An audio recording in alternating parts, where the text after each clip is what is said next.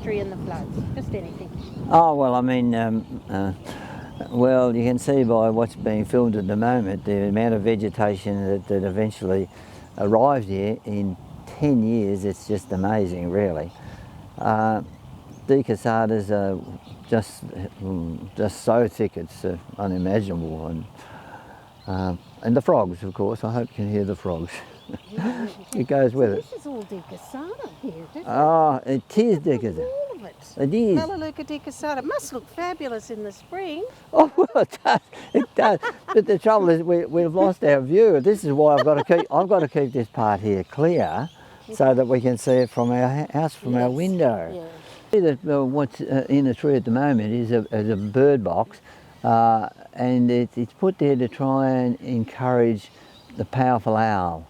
And in doing so, it has its own little solar panel, and it's charged by a camera inside, which is activated by movement that is transferred to our house, and from our house it's then relayed up to the Catchment Management Authority.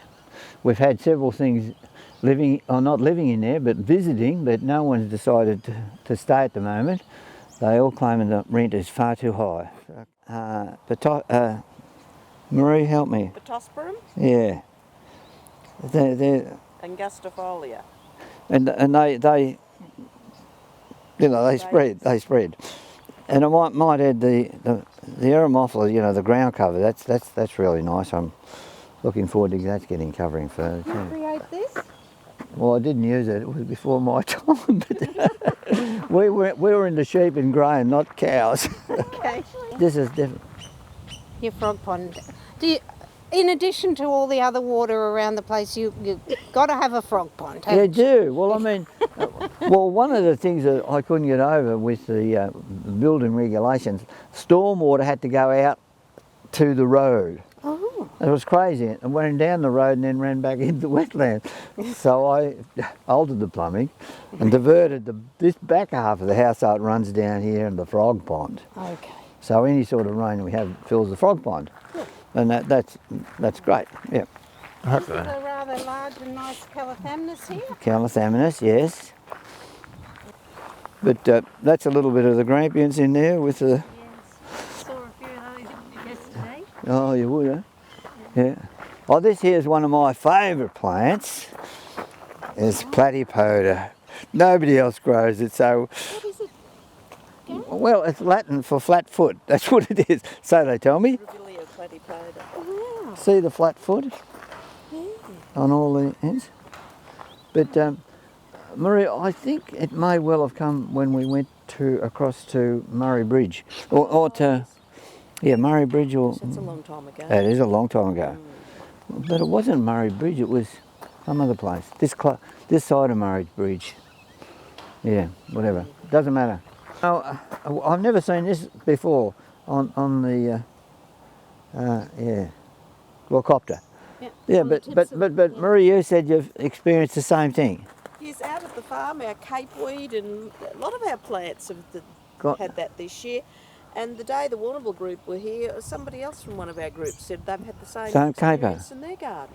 Yeah, it's amazing, isn't it? Yeah, I don't know what it is. It's just unique to this year. How it's come around. But anyway, that's what's happening there. Let's hear more about what you've got in here, so a lot of this would be planted. Oh, that's a Lesiopetalum, I think. That's a lovely name, isn't it? Yeah. Lesiopetalum.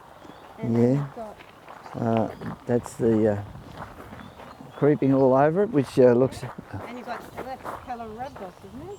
Calhabdus. Is there another Calarabdos? There are. There are. Did you see the little New Holland honeyeater in there? Yeah. Oh, these are remnants of soil that we come from up north of us, the Pymelias. It's beautiful, isn't it? And as a matter of fact, there was even some coloured ones of them. Out of colour. I'm very proud of this particular plant here, the Scaparia, the Eucalyptus Scaparia. Tell me more about that. Marie and Graham had one, a beautiful one at your farm, which I was always fascinated with. And we got one and I grew one, and there you are. That's the one there, yeah? There's this one here, yes, Yeah. the little one. Yeah.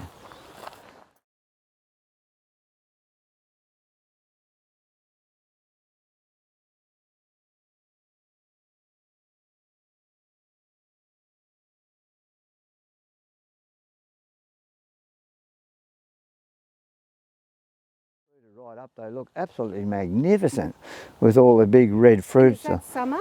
But Yeah, they're mostly... summer, yeah.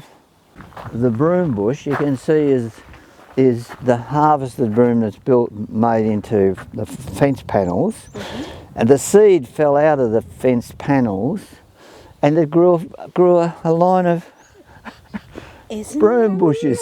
Amazing? I think that's amazing. I mean, it is. I've got to keep cutting it back because it sort of gets bigger than both of us. Okay. But another really interesting plant is this one here. Goes up in Central Australia. Oh, it's not Victrix, is it? Cupularis, or a name something like Cupularis. Oh, it could be. Graham's the best man for that. I'm not Yeah. good on ukes. Which is doing really well. Beautiful. Yeah, Find out from them. it's a really nice plant. There's no doubt about that. What about this, please? This is the grey form of Eremophila calorhabdus, and it flowers, as Gary said, for a long time of the year, and this is probably about the only time of the year it doesn't flower, but it won't be long and there'll be buds on it, and I think I can see some now coming, and the birds absolutely love it. They get into the flowers and the fronds just sway from side to side. It's brilliant. It's Yes. one of the best ones to bringing in the honey eaters in the garden. Absolutely, yes. Yes. It's up to you. No, I think, you know, filming and pictures, it says 1,000 words, doesn't it? Yeah. But what can be created within, you know, well, that's 10 years, 20 years in total.